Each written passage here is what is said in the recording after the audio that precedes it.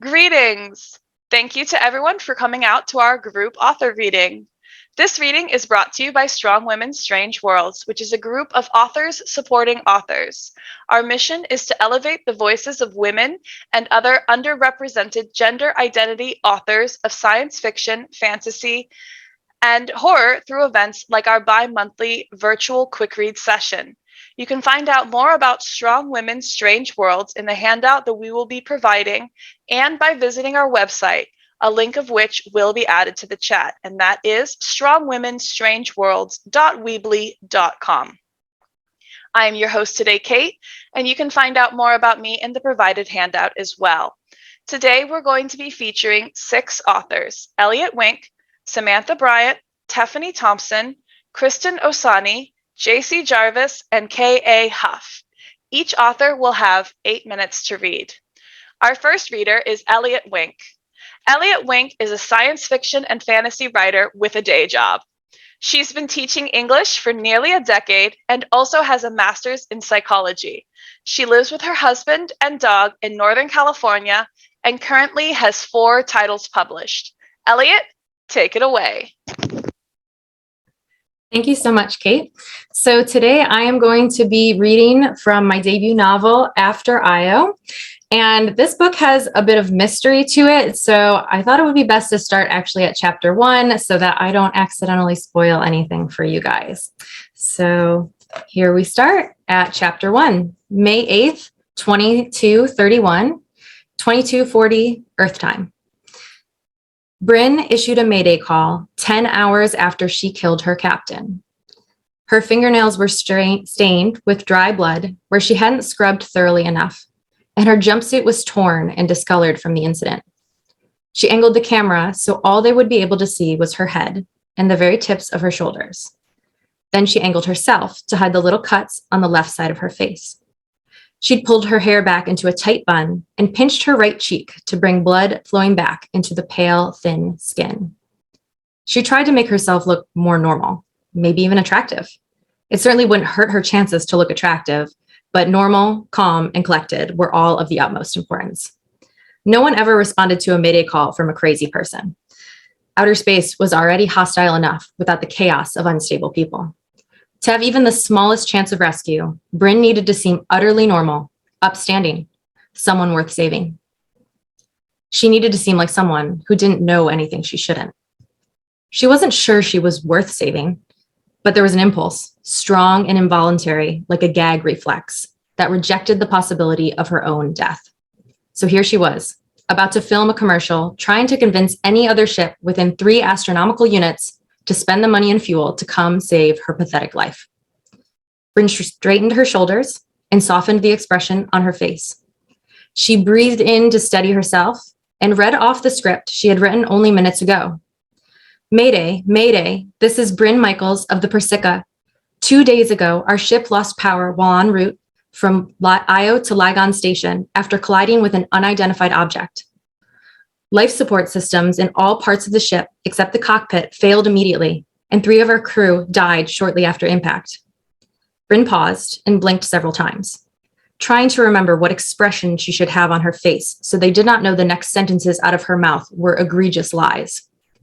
My captain passed away from resulting wounds earlier today after trying to make repairs on the ship. I am the only surviving crew member of the Persica, and I do not have the ability to repair the ship myself. I have 16 hours of oxygen remaining. Bryn looked down at her hands, split and blood red, and then back to the camera. Tears welled in her eyes. Please come save me, she said, her voice cracking. Bryn turned off the camera and encoded her coordinates into the data before sending it out into the void. She did not watch it. It was either good enough or it wasn't, but she wasn't recording it again. It took all of her energy to maintain her demeanor the first time. She knew she would only come off more erratic and detached each time she read through the contrived speech. For a moment, Bryn stayed put, half expecting a message back instantly, someone willing and ready to rescue her. She sat in front of the message board for nearly 30 minutes, unmoving, until she realized that there was no use in waiting. When she finally stood up, she went straight for the sink. Bryn scrubbed her hands for 10 minutes, getting between every line on her knuckles and deep into the cuticles of her fingernails to strip away every speck of blood on her skin. When she was finally satisfied, her skin was so raw that it nearly bled itself. But Bryn thought that might be okay. Blood would be fine if it was her own. She had plenty to spare. Laid out on the floor, amid all the other items she had pulled out of the cabinets, Bryn managed to find a long-sleeve shirt. She pulled down the top of her ripped jumpsuit and tied it around her waist. The shirt was a bit snug, but it was crisp and warm. Bryn began to feel clean again. She felt her heart rate steadying as she breathed in deep, but the tinge of iron in the air reminded her of how unclean she was. No matter how much she scrubbed her hands, Bryn turned back to the center of the cockpit, where her captain's body lay slumped in her chair. From behind, it almost looked like Amai was sleeping. Her thick black hair rose up above the top of the headrest, and her left arm was still positioned on the armrest. But the pool of dark blood directly underneath her was unmistakable, and even from a distance, someone would know that Amai was dead. It made her uncomfortable. Bryn would have been lying if she said otherwise, but there was no better option. She couldn't remove her from the cockpit because she couldn't open the doors. And even in death, Amai was still her captain. She wouldn't stuff her body into a cabinet or a corner just so she didn't have to look at what she'd done. Amai deserved better than that. Besides, Bryn did not have any intention of hiding her actions, at least not after she'd been rescued. She did what she had to do. They would all understand that. However, Bryn didn't have a good excuse for leaving Amai's blood pooled on the ground. She left it simply because she couldn't bear to get any more on herself. And all of the readings indicated that the artificial gravity would hold for at least twice as long as the oxygen, at which point she'd either be rescued or dead. With fresh scrubbed hands and a clean shirt, Bryn sat in the only unoccupied chair in the cockpit, immediately adjacent to her dead captain. She could reach out and touch Amai if she wanted, but instead, she pulled her feet up to her chest and stared forward at the stars. So that is the first chapter of After Io. And it is the first book in a series. The second book, District 5, actually just came out last Tuesday. So there will be 5 of these, and you can find them all on Amazon. Thank you guys so much for listening. Okay, I'm going to be on a plane tomorrow. So there's like at least an 80% chance that all of the books that I should be reading are going to be put on the back burner because that opening chapter was amazing. And happy publication day, a few days late. All right, moving on. Our second reader is Samantha Bryant. Samantha is best known for her menopausal superhero series of novels through Falstaff Books. Well, that and her banana bread. Find her through her website, samanthbryant.com, or wasting time on Twitter and Instagram at Samantha Bryant. If all else fails, check the woods. She likes to get lost there. You and me both. All right, Samantha, over to you. Well, hi there. I'm Samantha Bryant, and I'm going to read to you from the first chapter tonight of Going Through the Change. It's now a 4-book series and will be a 5-book series as soon as I finish the 5th book. And I'm not going to tell you anything because this is the first chapter. Things get hairy for Linda. Linda Alvarez had just been to the beauty salon yesterday, but all those weird hairs were back like they'd never been tweezed and waxed away. She had eyebrows like Frida Kahlo, por Dios, and practically a 5 o'clock shadow. Thank God David had already left for work. She'd have time to take care of it before he got home. David had been her rock through all this menopause garbage. He'd fetched blankets and brought her ice as she changed temperature 4 and 5 times in an evening. He hadn't complained about the extra money she was spending at the beauty shop or commented on the way her body seemed to be shifting around her, reshaping into something else entirely. Something much thicker around the middle than she had ever been before, Linda thought ruefully. She was lucky to have him, she knew. Come to think of it, it wasn't just the hair today. She looked really different. There was something different about her jawline, and her favorite pink t-shirt hung oddly on her, like it was too tight in the shoulders all of a sudden and didn't quite reach her waist. Had it shrunk in the wash? She hadn't changed anything about the way she'd been washing it. She grabbed a new bar of soap she'd picked up at the farmer's market last weekend. She'd bought it from the daughter of her old neighbor. Ms. Lou had moved into the old house after her mother died. Linda had been meaning to bring her a welcome package of some sort, but Cindy kept strange hours, and Linda had not yet caught her at home. Despite living down the street from the older Mrs. Lou all these years and spending a fair amount of time visiting the old lady, Linda had only rarely seen the daughter. She'd been using Cindy's teas and lotions for years, though. Cindy's mother had kept a booth for her in the local market and would hawk her daughter's products and fill the buyer's ear with praise of her brilliant child. Cindy worked the booth herself whenever she was in town. Linda wasn't sure if she liked the younger Ms. Lou. She had a gruffness to her and didn't seem to know how to talk to customers. But she did like the things the woman made. Whether it was psychosomatic or not, those products worked. Her cramps went away, her blemishes cleared up, her mood lightened. Ms. Lou was a genius. The new soap was called New You. It had a picture of a woman drawn in lines out of calligraphy on the wrapper. The woman's legs were impossibly long, and her stride was the length of the wrapper. Ms. Lou had said it would let the inner person shine through. Linda assumed that was just a new age spin to sell to the hippies who came to the market, a play on the idea of inner beauty, something like that. Whatever. Even if it had a silly name, the soap was just as wonderful as all of Ms. Lou's other products. It smelled marvelous and made Linda's skin tingle. She wondered what was in it that made her feel so alive when she used it. She unwrapped the new bar and reached into the now steaming shower to set it in the soap dish atop the little remnant of the previous bar. Linda peeled off her clothes with some difficulty. They seemed to cling to her tightly. She dropped the poor-maligned pink shirt on the floor and stepped into the shower. She'd start by getting good and clean and exfoliated, and then she'd figure out what to do about the crazy hormone hairs. Her grandmother had suffered from the same problem, she knew. When she got too old to take care of herself, Linda used to come by the assisted living place and wax her upper lip on Saturdays so she would look her best for church on Sundays. Linda tried to remember how old her abuelita had been when she started having the mustache problem, but she couldn't remember. Probably abuelita had suffered with it for a long time, and Linda only found out about it when she needed help to take care of it. Maybe she'd only been 48 too. Luckily, there were products for that. Linda rolled her neck and let the water wash over her, grateful for the warmth and the white noise effect of the water beating against the tiled walls. It was easy to let her worries fade when she was in the shower. She reached out her arms above her head and ran the new bar of soap over her arms and into the armpits. Hairy again, of course. Really hairy. Caracoles. She was sure she had just shaved yesterday.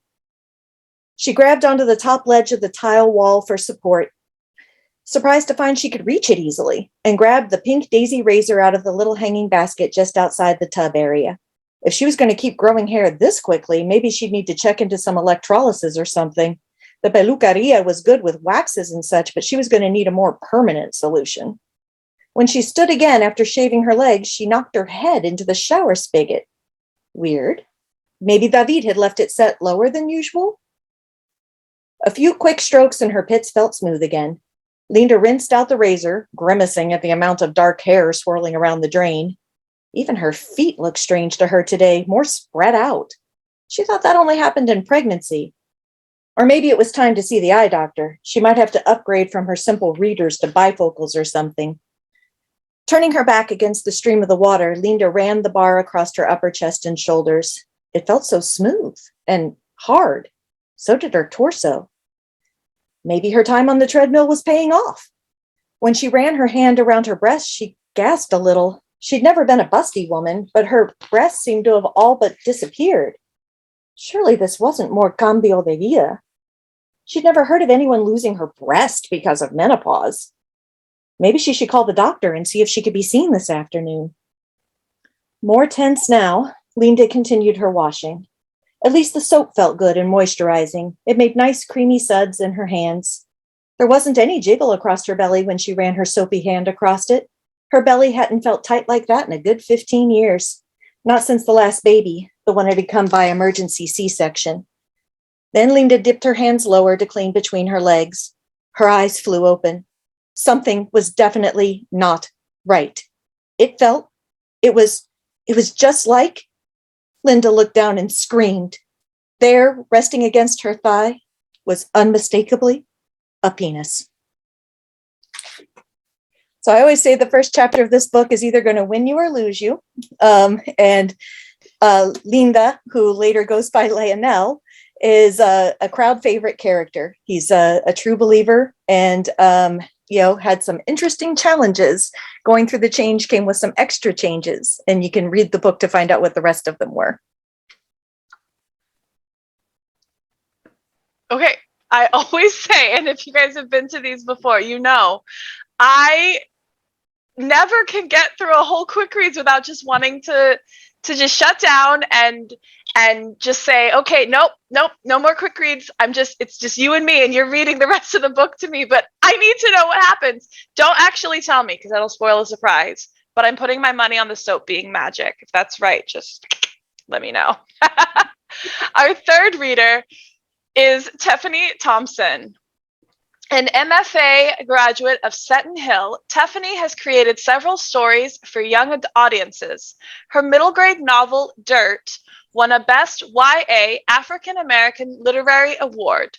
By invitation, Teffanie attended the Sharjah Children's Reading Festival. Teffanie lives in Texas, where she is a principal and can often be found spinning hula hoops. Take it away, Teffanie. Thank you, Kate. I'm going to skip around today. I want to introduce and talk about a very particular character. So during my time, I will be skipping around a bit.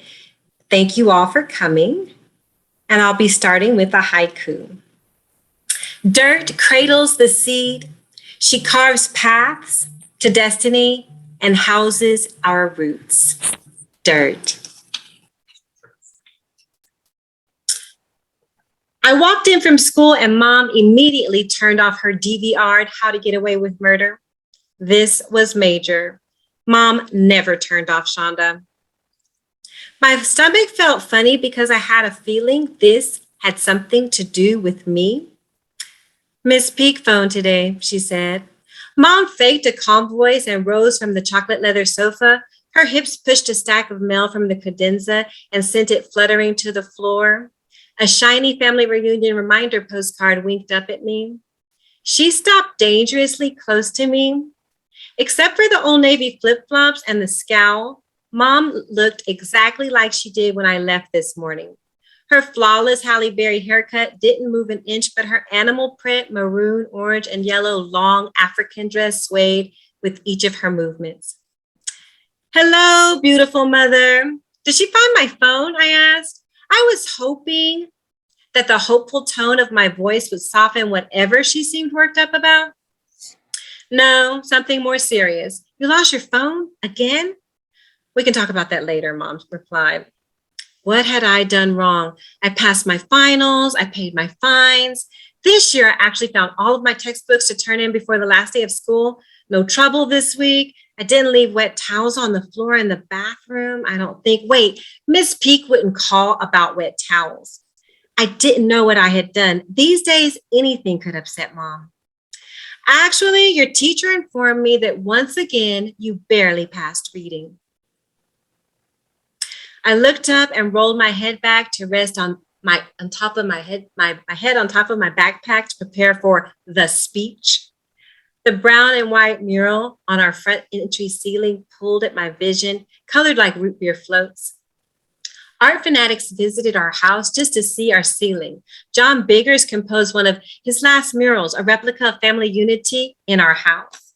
I think Mom asked Mr. Biggers to paint his masterpiece in the entryway so random strangers wouldn't ramble too far into our house to see their work.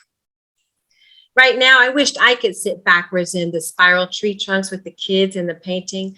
The magical colors of the mural blended night with day and earth with sky. 4 kids sat motionless while red dirt from the grounds danced with the night stars and sun rays surrounding them. Next, Mom would tell me all about how much money she and Dad paid for the Allen Locke Academy. She'd remind me how many Black people died so that I could live free and read. Why couldn't I live free and not read? Look at me when I'm talking to you. I nodded from the kids in the trance back to her. She inched closer to me and then stopped. She couldn't get any closer. Washington, I taught you how to read, and I know that you read well. So if at 12 years old, you don't want to take school seriously, we won't take anything seriously. I've canceled your enrollment in summer league basketball.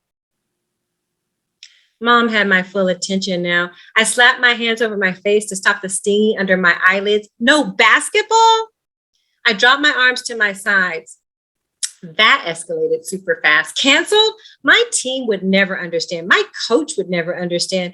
I couldn't let them down. This summer, we plan to go all the way, nationals in Las Vegas. Don't cry now. You can't just be able to shoot a ball through a net and wind up playing professional basketball. You have to go to college. And in college, you have to do what? Read. Michael Jordan, Kobe Bryant, and LeBron James all went to college. Why are you looking at me like that? She took in a deep breath and let out an irritated sigh. I rocked back and forth on my heels. Should I answer?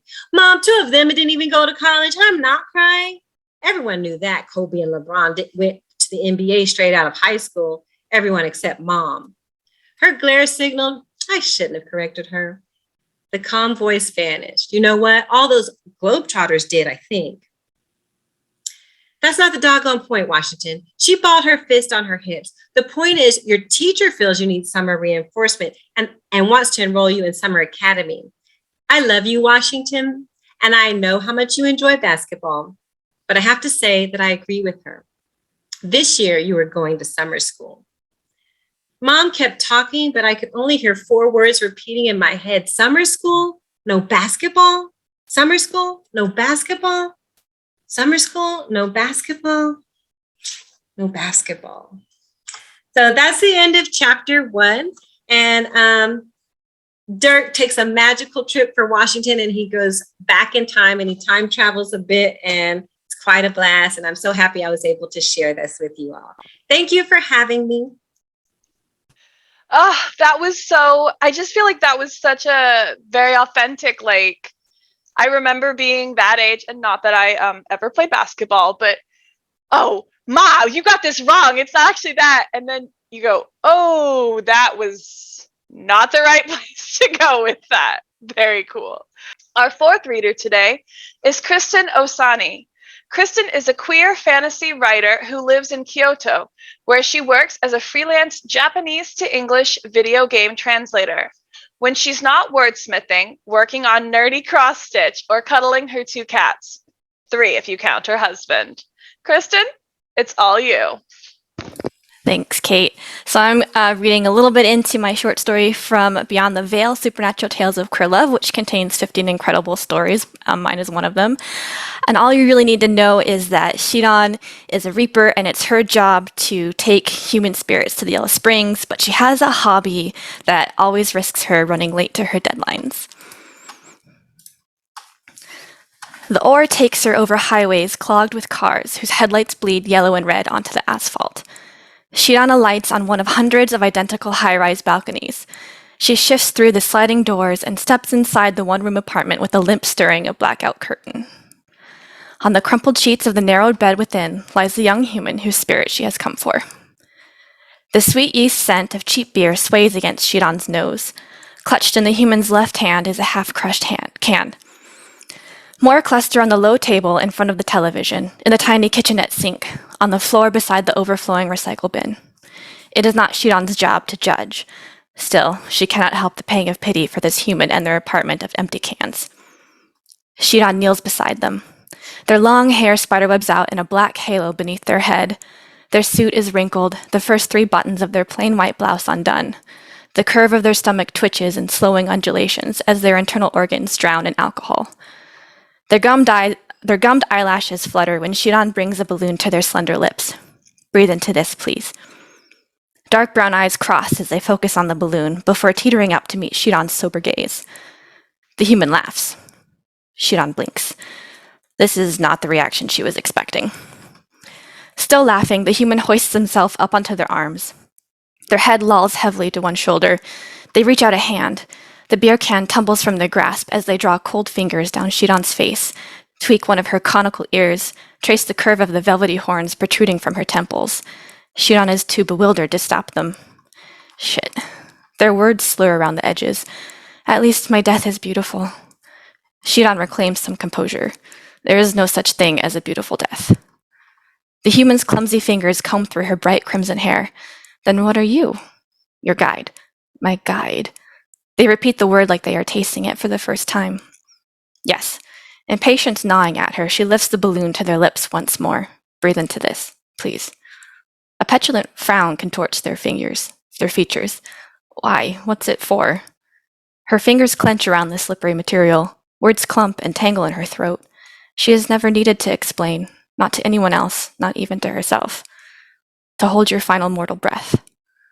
One of the human's thick eyebrows carves into their forehead. And you need that to guide me to the afterlife? It is unrelated. Their lips twist. You mean it's just for shits and giggles? It is not. Shidan stops. Tries again. It is more than... Rolls her tongue between her sharp teeth. I collect. It's fine. We all need a hobby. I get it. Shidan nearly melts with relief, but when she lifts the balloon a third time, the human jerks away. Wait. What do you trade me for it? Trade? Shidan rises, spreads wide her arms, and absorbs into the folds of her black deidoi the ambient light of the static on the television screen, the stars and moon and streetlights outside. Darkness thick enough to suffocate on douses the room. It galls knowing her professionalism slipped enough that she must resort to this amateur scare tactic. Humans do not barter with attendants of the Yellow Springs. This one does, comes their defiant retort, no louder than a rabbit quivering. If you want their last breath for your morbid little balloon collection, anyway. Shidan reigns in her annoyance. Stubborn mortals have tested her before. She always prevails. Bit by bit, Shidan allows the light to leak from her deidoi whence it came. The television crackles back to life, casting a static glow over the human's brown skin. Their dilated eyes are fixed up at Shidan, shoulders squared, fists gripping the bedsheets by their hips. She bends low over them, hovering her empty hand centimeters from their forehead. I could reap your spirit without it. You could. A bead of sweat trickles down the human's neck, spills over their clavicle, and disappears past the fraying collar of their blouse. The salty tang of their fear singes Shidan's throat. But I don't think you will. Her black enameled nails scrape delicately along the human's cheek, catching on the edges of their spirit. The human exhales swiftly, their chest stilling. The muscles above Shidan's lip twitch. She should make good on her threat. She has dallied far too long already. She can hear the demons cackling in delight, feel fiery claws sinking into her flesh. But Shidan has never reaped a human spirit before claiming their final breath. She hisses, "Tell me what you wish in exchange." The human gasps in air, claps a hand to their mouth. They cannot believe they have bargained this far. Neither can Shidan. Paris. The word takes a while to squeeze out between their fingers. I have always wanted to go. Paris is on the other side of the world, though it's not the distance that matters. There is no telling how long the human will wish to stay there. Shidan suspects it will be well past her deadline. Despair steals through her like poison. She must refuse and forego her balloon. She has only herself to blame. She should not have given the human time to question, time to realize they hold the advantage and call her bluff. Shidan stills.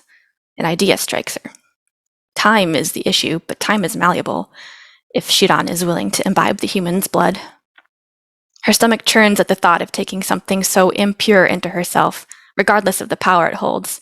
It will change her, irrevocably, if she is not careful.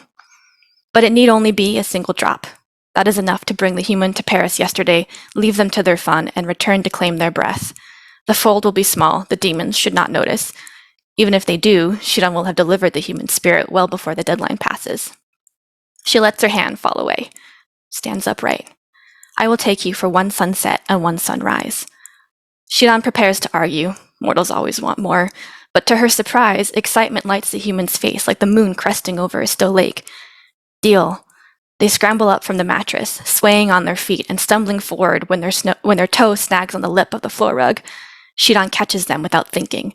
The human clutches her forearms, and for the span of several of their finite heartbeats, gazes up at her with an unfettered smile dimpling their round cheeks. Thank you. Thank you, guide. Shidan. The introduction is startled out of her. That is what I am called. Shidan. The sound of her name on someone else's lips, a human's no less, is a strange thrill. I'm Nadu. And that's where I'll leave it. Thank you. I'm telling you, I'm sitting here doing the math. Okay, I've got a 3-hour flight, and there are how many authors and how many books and how many series? I don't have to get off the plane, right? That was so, I need to know more. I really do. Our fifth reader to add their books inevitably to my to-read pile is Jaycee Jarvis. Author of the award-winning Hands of Destin series, Jaycee Jarvis writes stories with a romantic heart set against a magical backdrop. When not lost in the woods of her own in the worlds of her own creation, she resides in the Pacific Northwest with her spouse, 3 children, and a menagerie of pets. Whenever you're ready, Jaycee. Thank you, Kate. I'm going to be reading from Tax and Courtship, which is the first book in the Hands of Destin series. I've toned down the heat in this passage just a smidge to make it solidly PG. This is Quentin's introduction at the very beginning of the book, in the midst of a heist with the heroine of the story, a professional lockpicker. Hand Auditor Quentin nearly choked on his own panic. They were doomed. The bursar's coming. What? The lovely thief whispered. How do you know? We have to hide you, he told her, though he had no idea where. She took a step back toward the room with the trunk. Not there. He dug his fingers into her elbow. That's his office. The sparsely furnished warehouse offered no better options. Hurry! A thought belonging to another whistled through Quentin's mind. Boss at door! The front door rattled ominously. He froze like a rabbit spooked by an owl. This was a disaster. The bursar was about to find him skulking around the tribute office with a professional thief. He would be dismissed in disgrace, his honor and standing as a hand called into question. His friends would be shamed to know him, and his mother, the thief, pushed him. He staggered into a pile of goods and sat with a thump on a barrel. His staff clattered to the floor. Before he could recover his balance, she straddled his lap. Trust me. He opened his mouth to speak. She sealed it shut with her own. She grabbed one of his hands and unceremoniously shoved it under her clothes. His mind swirled in confusion, his body instinctively reacting to the fierce pleasure of a beautiful woman in his arms. Her lips held the sweet zing of ginger, while a hint of jasmine teased his senses. The rasp of her tongue sent desire galloping to his groin. He had never realized how intoxicating a kiss could be. A fever swept through him. He wanted, needed more. Forgetting where they were and why, he strained closer to her heat. Ho, ho, ho, what's this? The words were loud, the voice unwelcome, unimportant. Nothing mattered but the woman in his embrace. The beauty, however, wrenched out of his grasp and scrambled to straighten her clothing. His body howled with need. Quentin stood and reached for her. Bursar Frederick held up an oil lamp, flooding the scene with light. And here I hope to do you a favor by breaking the monotony of guard duty. Quentin squinted at his superior, trying to parse the bursar's words over the pounding in his blood.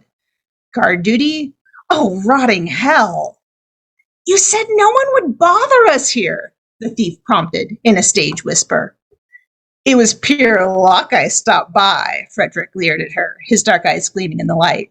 No wonder you were so eager to take Tarrick Day duty, Quentin. You were already planning a tryst with your lover. His ears burned. She's not. This is awful, his accomplice interrupted. She clung to him, hiding her face in his shoulder. By Firmisa's holy breath, he'd almost given them away with his instinctive honesty. As a hand and a tax collector, he was duty-bound to uphold the law. This subterfuge chafed like borrowed garments. Thank the god of wisdom for his allies' quick wits. He wrapped an arm around her. His heart continued to beat double time from her wondrous kiss. His cheek brushed against her silky hair. Their adventures had loosened her neat coils, and a braid drifted over her shoulder, the dark strands gleaming red in the lamplight. I'm shocked at you, of all people, using the warehouse for such a tawdry purpose. The bursar clucked his tongue disapprovingly, his tone revealing his malicious pleasure. What will the luminary say? Known as the Mind of Destin, the luminary managed all the taxes collected by the auditors throughout the country. As a hand in service to the office, Quentin had been presented to the luminary exactly once. The dour, imposing man would not be amused to learn of any shenanigans going on in a tribute office. Quentin gulped. You won't report me, will you, sir? I should, you know. The bursar wagged a thick brown finger at them both. Tarrick Day duty is serious business. An intruder could have snuck into my office while you were distracted. They'd regret it, I assure you, Quentin replied with complete honesty. He, at least, regretted this entire risky scheme, though his mystic friend Ophelia was desperate to contact the nonbinary, and they had no better plan. The thief gripped his kaftan, her shoulders shaking under his arm. Surely she was too much the professional to bark with laughter, though he sensed it might be a near thing. The bursar rubbed his chin. If anyone finds out I let you get away with this, I won't tell anyone. He squeezed his lovely accomplice. She won't tell anyone either. Frederick fondled the end of her loose braid. I would hate to see such a pretty little thing in trouble. I'm sure she is entirely innocent. Entirely, Quentin agreed through gritted teeth as he fought the urge to swat his superior's hand. I'll let it go this time. The bursar dropped her hair, his lips curling into a cruel smile. You owe me one, Quentin. Quentin flinched. His boss was sure to hold the debt against him. Despite the risks, he took the boon the bursar offered. He had no other choice. Yes, sir. Thank you, sir. If you'll indulge me, sir, I'll walk my, friend home now? Yes, be careful. Who knows what dangerous outlaws are out there? Quentin kept his arm around one outlaw's shoulders as they left the warehouse. He told himself he only wanted to perpetuate their romantic charade, but his body did not believe him. Desire hummed through him with every step as he tried and failed to banish the memory of their passionate kiss. Well, I hope you've enjoyed this intro to Quentin and his mysterious lady thief. If you're intrigued enough to read on, you can find the link in the chat for my giveaway. I'm giving away Taxing Courtship and the second book in the series. And you can always check out my website for all my book information at jayceejarvis.com. Thank you for listening, and to Strong Women Strange Worlds for hosting this fun event. All right. I feel like if that was a little toned down, maybe I have 5 authors to read on the plane and 1 to read when I'm not sandwiched next to everybody else. But that one's definitely going on the to-read list. Anyway, our final reader is K.A. Hough. K.A. Hough is a Canadian writer who balances her passion for exercise and science with her love of cookies and nonsense. She lives with her husband, 3 energetic kids, and a codependent dog. In her spare time, she writes essays, teaches boot camps in parks, and drinks tea. Whenever you're ready, K.A. Thank you. My codependent dog is actually right beside me. I'm going to start with the very first chapter at the beginning of Ground Control. Why can't you understand that I need to do this? That I have to? Sarah took a deep breath to calm herself down, but when she finally responded, her voice was sharp and ragged. Ugly. For the same reason you can't understand that I can't do this. You don't need to do this. You want to, and your wants have moved us around enough already. The kids need some kind of stability or something. We're not coming with you. Not this time. Grant didn't respond. He just stared at her stonily, his blue eyes intent on hers. She crossed her arms.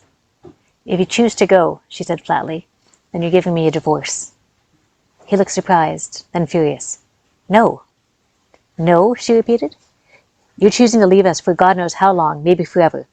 Give me the chance to live my life and take care of my family. A divorce with full custody. We'll let them choose, he said feverishly. Maybe they'll want to come along and... No! Her head hurt. Her eyes burned and her throat was sore.